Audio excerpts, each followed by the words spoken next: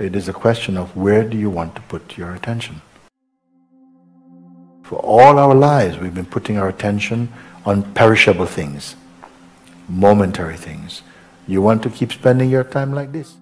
If I say, okay, now it's 6:28. 6:28, yesterday, what was your experience? Exactly. You can't remember. Then why are you telling me about last year or 3 months ago?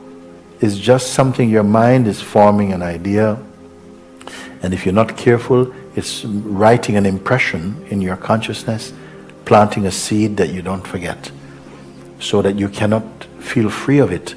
You keep on relating to this incident 6 months. It's nonsense. It really is nonsense. Otherwise, almost every thought that comes will make some impression on your mind. Now, can you imagine what that would feel like? Have you ever seen somebody who is affected by every thought that comes in their mind? It's very restless. They cannot relax. Every thought, they're giving importance to it. What is important is that when something has a value, you'll recognize its value intuitively, you'll give attention to it. When it doesn't have a value, and how will you know? From your beingness, you'll know. You'll develop that acuteness of discernment to know that there's nothing here.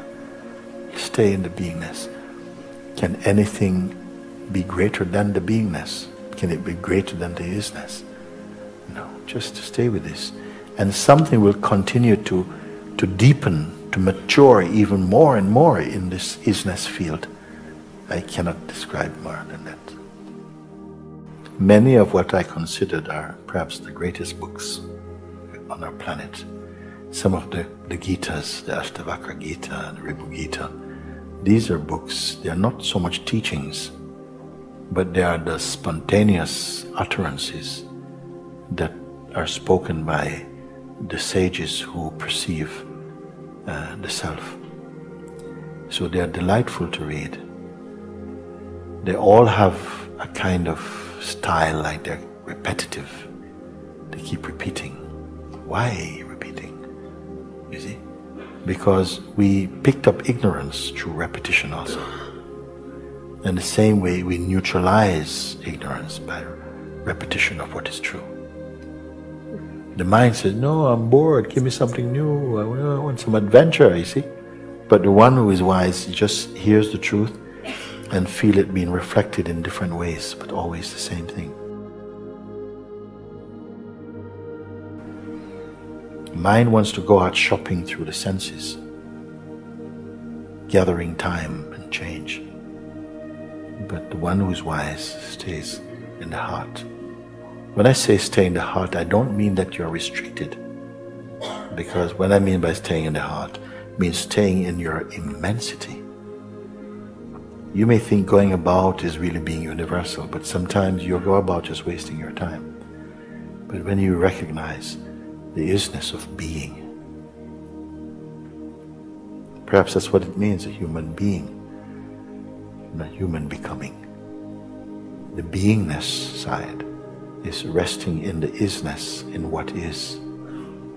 And it is not it's not stagnating, it's not sterile, it is powerfully alive in the most beautiful way. It never fades, it never becomes just darkness. So this is your own light and life.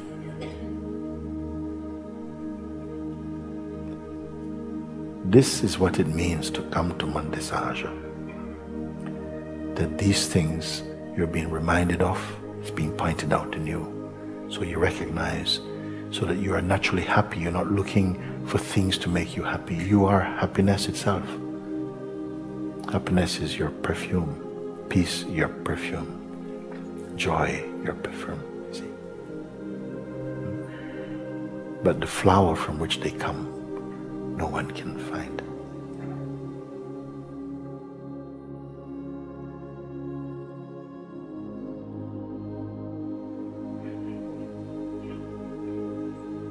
while we have the impression that we are just merely a person, flesh and blood and conditioning, we are prone to many influences, and we are distracted for much of our life pursuing the wind.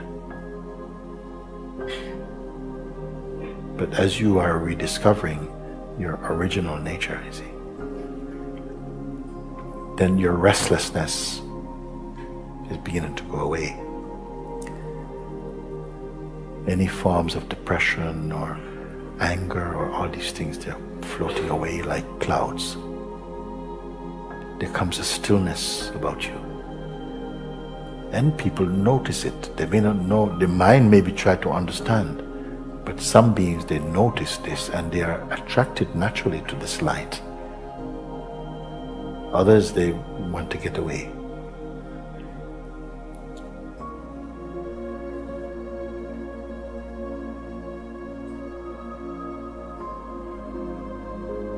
Are you strong enough to bear your own light? Yeah. Would you rather to be liked by everybody but don't know who you are?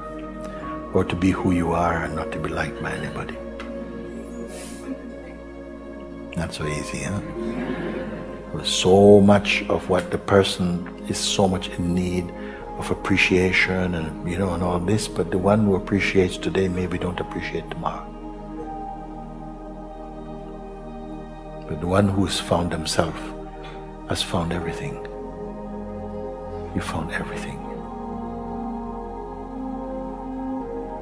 If you dare to trust it and follow it, the guidance you have received, and to stay with the thing that you have discovered.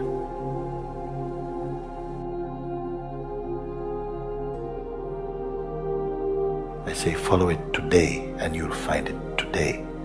Many of you came here for first time. I see many faces I'm seeing for the first time.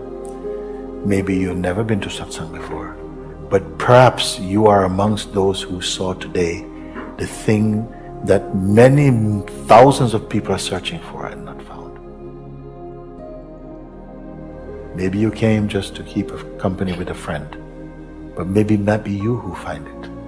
Who knows? This is mystery.